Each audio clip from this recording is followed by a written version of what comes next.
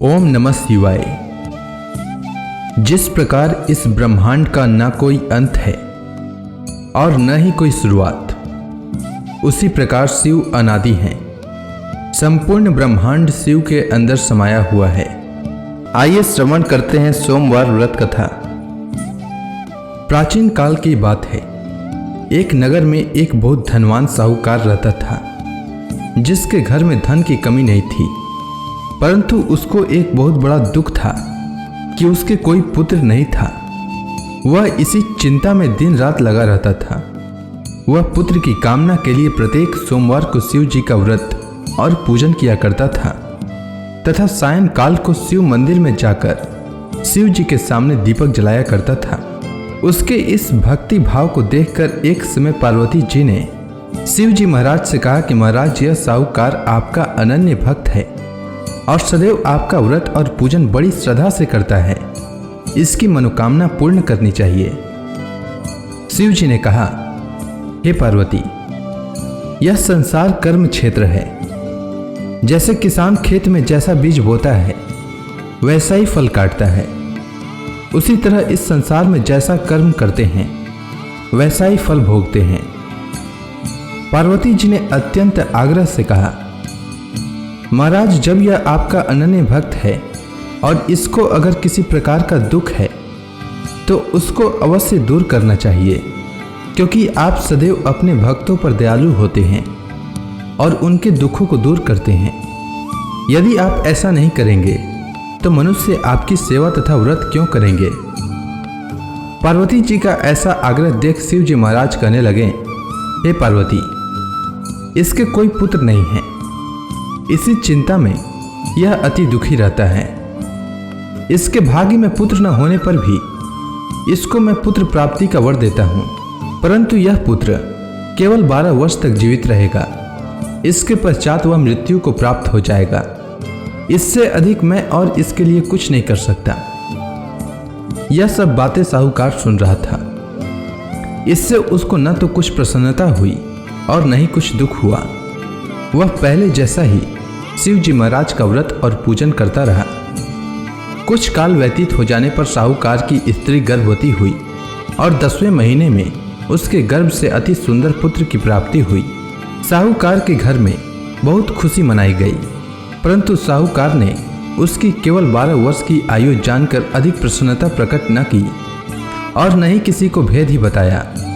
जब वह बालक 11 वर्ष का हो गया तो उस बालक की माता ने उसके पिता से विवाह आदि के लिए कहा, तो वह साहूकार कहने लगा कि अभी मैं इसका विवाह नहीं करूंगा, अपने पुत्र को काशी जी पढ़ने के लिए भेजूंगा।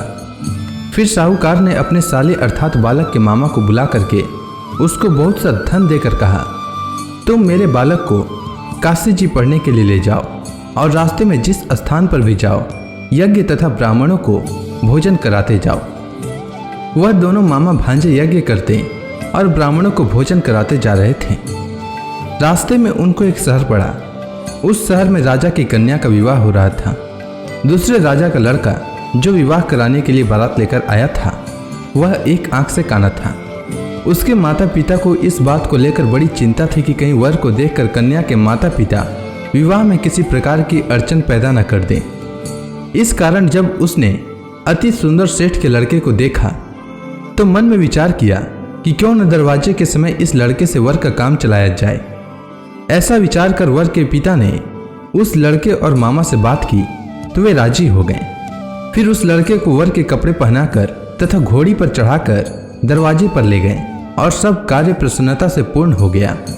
फिर वर के पिता ने सोचा कि यदि विवाह कार्य भी इसी लड़के से करा लिया जाए तो क्या बुराई है। ऐसा विचार कर लड़के और उसके मामा से कहा, यदि आप फेरों का काम और कन्यादान के काम को भी करा दें तो आपकी बड़ी कृपा होगी और मैं इसके बदले में आपको बहुत कुछ धन दूंगा।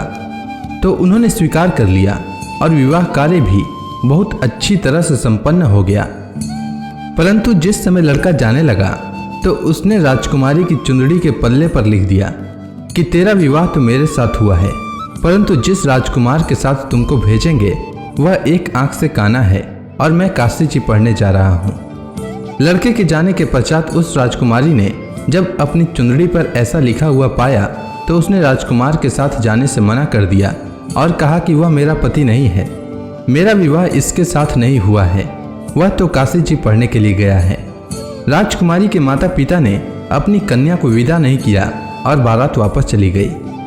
उधर सेठ का लड़का और उसका मामा काशी जी पहुंच गए। वहां जाकर उन्होंने यज्ञ करना और लड़के ने पढ़ना शुरू कर दिया।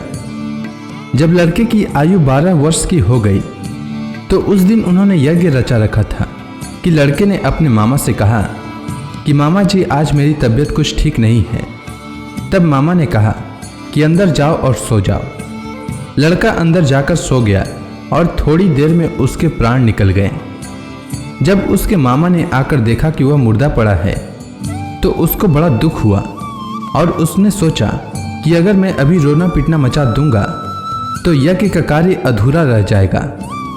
अतः उसने जल्दी से यज्ञ का कार्य समाप्त कर ब्राह्मणों के जाने के बाद रोना पीटना आरंभ किया। संयोगवश उसी समय शिव पार्वती जी उधर से जा रहे थे। जब उन्होंने जोर जोर से रोने की आवाज़ सुनी तो पार्वती जी कहने लगी कि महाराज कोई दुखिया रो रहा है, उसके कष्ट को दूर कीजिए। जब शिव पार्वती ने पास जाकर देखा तो वहाँ एक लड़का मुर्दा पड़ा था। पार्वती जी कहने लगी कि महाराज यह तो उसी सेठ का लड़का है जो आपके वरदान से हुआ था। हे महाराज, इस बालक को और आयु दीजिए, नहीं तो इसके माता पिता तड़प तड़प कर मर जाएंगे। पार्वती जी के बार बार आग्रह करने पर शिव जी ने उसको जीवन वरदान दिया और शिव जी महाराज की कृपा से लड़का जीवित हो गया। शिव जी और पार्वती जी कैलाश पर्वत पर चले गए।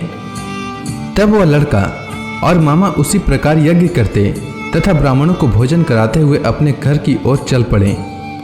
रास्ते में उसी शहर में आए जहां उसका विवाह हुआ था। वहां पर आकर उन्होंने यज्ञ आरंभ कर दिया तो उस लड़के के ससुर ने उसको पहचान लिया और अपने महल में ले जाकर उसकी बड़ी खातिर की। साथ ही बहुत से दास दासियों सहित आदरपूर्वक लड़की और जमाई को विदा किया। जब वह अपने शहर के निकट आए तो मामा ने कहा कि मैं पहले तुम्हारे घर जाकर खबर कर देता हूँ। जब उस लड़के का मामा घर पहुंचा तो लड़के के माता पिता घर की छत पर बैठे थे और यह प्रण कर रखा था कि यदि हमारा पुत्र सकुशल लौट आया तो हम राजी खुशी नीचे आ जाएंगे, नहीं तो छत से गिरकर अपने प्राण खो देंगे। इतने में उस लड़के के मामा ने आकर यह समाचार दिया कि आपका पुत्र आ गया है, तो उनको विश्वास नहीं हुआ। तब उसके मामा ने शपथ पूर्वक कहा कि आपका पुत्र अपनी स्त्री के साथ बहुत सारा धन लेकर आया है। तो सेठ ने आनंद के साथ उसका स्वागत किया और बड़ी प्रसन्नता के साथ रहने लगे।